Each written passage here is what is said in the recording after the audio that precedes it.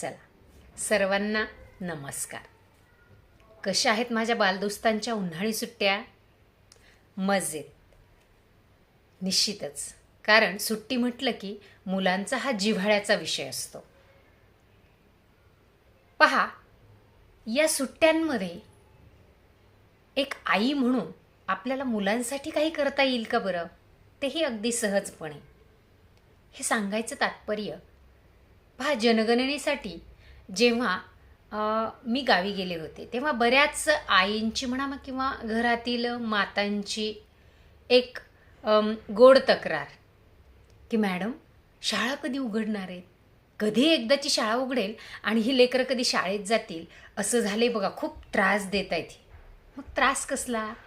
तर घरात दंगामस्ती घालणं, आपण सांगितलेल्या गोष्टी करण्यासाठी टाळणं किंवा नाही म्हणणं, चिडचिड करणं, मोबाईल जास्त पाहणं, या गोष्टींवरून घरात आई असेल किंवा आजी असेल किंवा मोठे व्यक्ती त्या बालकांवर, लेकरांवर ओरडतात.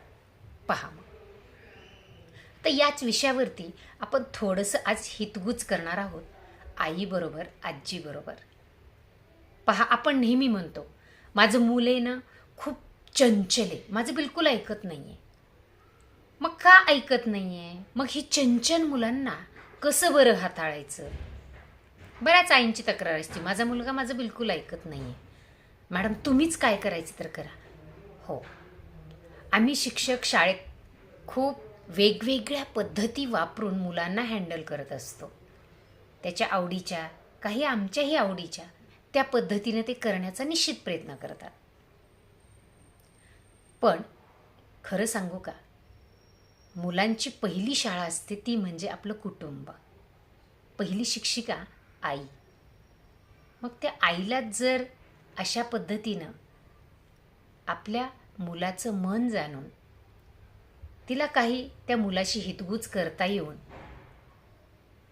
त्याला आणि आईला सुद्धा आनंद घेता आला तर पहा, मग ही जी काही अतिचंचल मुलं आहेत की ज्यांच्याबद्दल सतत ओरड असते की ते ऐकत नाही आहेत, मग त्यासाठी आईनं काय केलं पाहिजे? बघा, या आईसाठीच तर आता निपुण महाराष्ट्राने माता पालकांच्या कार्यशाळेच्या माध्यमातून वेगवेगळे व्हिडिओ, वेगवेगळ्या कृतींचे व्हिडिओ हे अतिशय खरोखर खूप उपयुक्त आहेत, ज्याच्यामुळे मातांमध्ये सुद्धा स्वतः पॉझिटिव्हिटी येत आहे. आणि त्या व्हिडिओच्या माध्यमातून आई मुलांना वेळ देऊ शकत आहे. चंचल मुलांना आपण त्यांचे छंद जोपासण्यासाठी जर आईने वेळ दिला तर, मग छंद काय असू शकतात मुलांचे? खूप खेळणं, या सुट्टीमध्ये विशेषतः खेळ खेळणं, गाणी म्हणणं, गप्पा गोष्टी मारणं, किंवा मुलींना असतं बघा भांडी खेळणं. हां, मग यासाठी आपण स्पेशली अशा मुलांना वेळ द्यायचा आहे. आपण आईची एक तक्रार असते, मला वेळ नाही आहे. ठीक आहे, घरामध्ये खूप सारे कामं असतात, आपण सहज म्हणून जातो मला वेळ नाही, घरातले खूप काम आहेत. परंतु काम तर आपल्याला सगळ्यांनाच आहे ना. मग कुणासाठी करायचं? मी नेहमी सांगत असते बघा बऱ्याच मातांना माझ्या, की आपण काम ज्यांच्यासाठी करतोय त्यांच्यासाठी जर आपण वेळ नाही दिला तर मग आपलं काम करण्याला अर्थ असणार आहे का? बघा बरं, थोडा विचार करून पहा.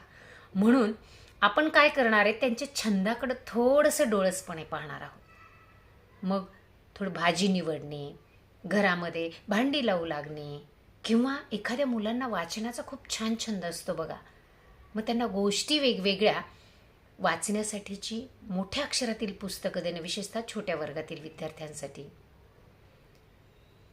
वाचनाचा छंद नसेल तर आईनी त्याला तोंडी एखादी गोष्ट जर ऐकवली तर पहा.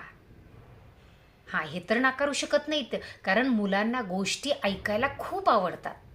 ते कान देऊन गोष्ट ऐकतात. आपल्या लहानपणीचं आठवा बरं जरा, आपली आजीसुद्धा आपल्याला खूप छान छान गोष्टी सांगायची, खूप तिच्या लहानपणीच्या गमती जमती सांगायची. आणि मग या गमती जमतीमध्ये आपण सगळे रमून जायचो.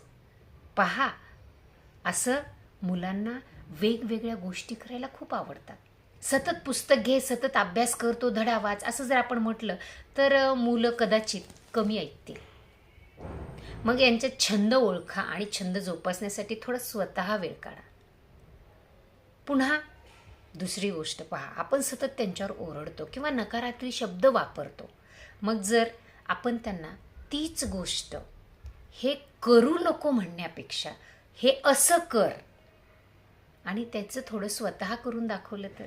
आता सुट्ट्या आहेत, आपलं कुटुंबामध्ये जर आपण सगळ्यांनी एकत्र बसून किमान एक वेळेसचं जेवण जर सोबत केलं तर निश्चितच गप्पा गोष्टी यामधून काय होणार आहे बरं, चर्चा पहा.